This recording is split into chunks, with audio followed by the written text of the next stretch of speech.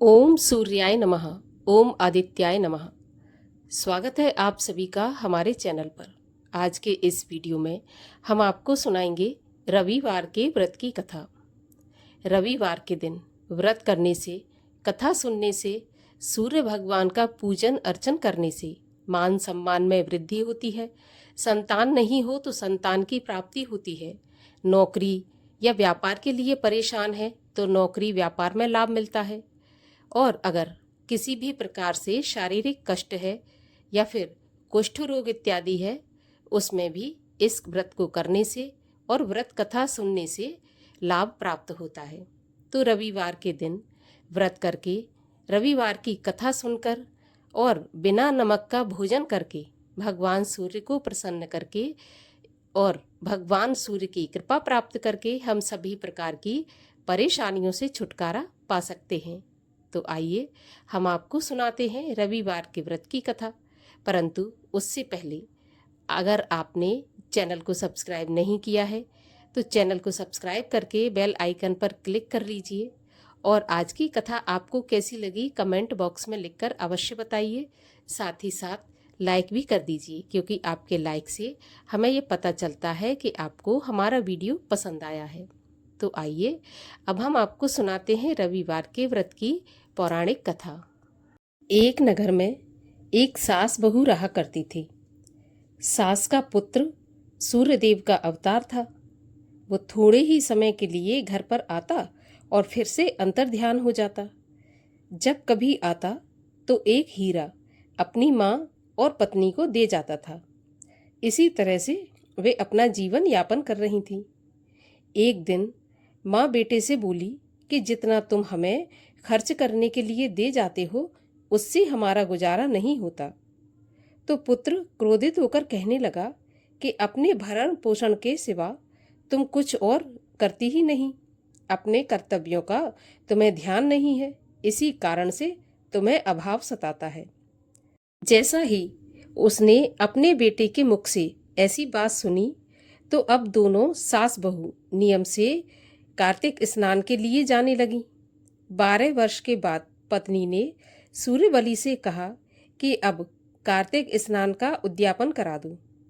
सूर्यबली के सामने अपनी इच्छा प्रकट करते ही घर में कंचन बरसने लगा। घर धन धान्य से पूर्ण हो गया। तो बहू ने कार्तिक का पूजन कर सूर्य का भी पूजन किया। तो सूर्यदेव ने दर्शन देकर वर मांगने के लिए कहा। तो बहू कहने लगी, मेरा पति मुझसे दूर दूर रहता है, मैं उनके संयोग का वरदान चाहती हूँ। तब रात को सूर्यबली ने आकर माँ से कहा कि आज मैं घर पर ही सोऊंगा। ऐसा सुनकर बहू को बहुत प्रसन्नता हुई। सुंदर सेज पर सूर्यदेव आकर लेट गए तो सारे संसार में अंधकार छा गया। सभी देवता भागे भागे बुढ़िया के पास आए और बुढ़िया से कहने लगे कि अपने पुत्र को जगाओ। बुढ़िया ने पुत्र को जगाया तो सूर्य देवता ने बाहर आकर देवताओं से कहा कि जब तक ये सास बहू कार्तिक स्नान करती हैं तब तक गंगा इनके घर के पास से बहे, रिद्धि सिद्धियों का यहाँ वास हो। देवता सूर्य की बात मान गए। तभी से स्त्री समाज में कार्तिक स्नान का विशेष महात्म माना गया है। इससे पापों का नाश होता है और अंत में मनुष्य स्वर्ग को प्राप्त करता है। और आइए अब सुनते हैं रविवार के व्रत की कथा। एक बुढ़िया थी। उसका नियम था कि प्रत्येक रविवार को सुबह स्नान आदि से निवृत्त होकर घर को गोबर से लीपकर फिर भोजन तैयार करके भगवान को भोग लगाकर स्वयं भोजन ग्रहण करती थी। भगवान की कृपा से उसका घर अनेक प्रकार के धन धान्य से परिपूर्ण था। घर में किसी प्रकार की कोई विघ्न या कोई दुख नहीं था। सभी प्रकार से घर में आनंद रहता था। इस तरह से कुछ दिन बीत जाने पर उसकी एक पड़ोसन, जिसकी गाय का वह गोबर बुढ़िया लेकर आया करती थी और लीपा करती थी, वह विचार करने लगी कि यह वृद्धा सदा मेरी गाय का गोबर ले जाती है, इसीलिए अपनी गाय को वो घर के भीतर बांधने लग गई। अब बुढ़िया को गोबर न मिलने से रविवार के दिन अपने घर को वो लीप नहीं सकी, इसीलिए उसने न तो भोजन बनाया, न भगवान को भोग लगाया तथा स्वयं भी उसने भोजन नहीं किया। इस प्रकार उसने निराहार व्रत किया। अब रात्रि हो गई और वह भूखी ही सो गई। तो रात्रि में भगवान ने उसे स्वप्न दिया और भोजन न बनाने तथा भोग न लगाने का कारण पूछा। तो वृद्धा ने गोबर न मिलने का कारण सुनाया। तब भगवान ने कहा कि माता, हम तुमको एक ऐसी गाय देते हैं जो सभी इच्छाएं पूर्ण करती है, क्योंकि तुम हमेशा रविवार को गाय के गोबर से घर लीपकर भोजन बनाकर मेरा भोग लगाकर स्वयं भोजन ग्रहण करती हो। इससे मैं बहुत प्रसन्न हूँ। मैं निर्धन को धन, बांझ स्त्रियों को पुत्र देकर उनके दुखों को दूर करता हूँ और अंत समय में मोक्ष प्रदान करता हूँ। सपने में ऐसा वरदान देकर भगवान अंतर ध्यान हो गए। प्रातःकाल जब वृद्धा की आंख खुली तो वह देखती है कि आंगन में एक अति सुंदर गाय और बछड़ा बंधे हुए हैं। यह गाय और बछड़े को देखकर बहुत प्रसन्न हुई और उसको घर के बाहर बांध दिया और वहीं पर खाने को चारा और पानी दे दिया।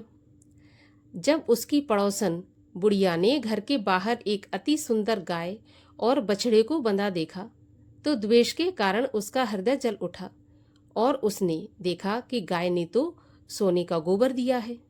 तो वह उस गाय का गोबर ले गई और अपनी गाय का गोबर उसकी जगह पर रख गई। अब वह प्रतिदिन ऐसा ही करती और सीधी सादी बुढ़िया इसको कोई खबर ही नहीं थी। तब सर्वव्यापी भगवान ने सोचा कि चालाक पड़ोसन के कर्म से बुढ़िया ठगी जा रही है। तो ईश्वर ने संध्या के समय अपनी माया से बड़े जोर की आंधी चला दी। बुढ़िया ने आंधी के भय से अपनी गाय को घर के भीतर बांध लिया।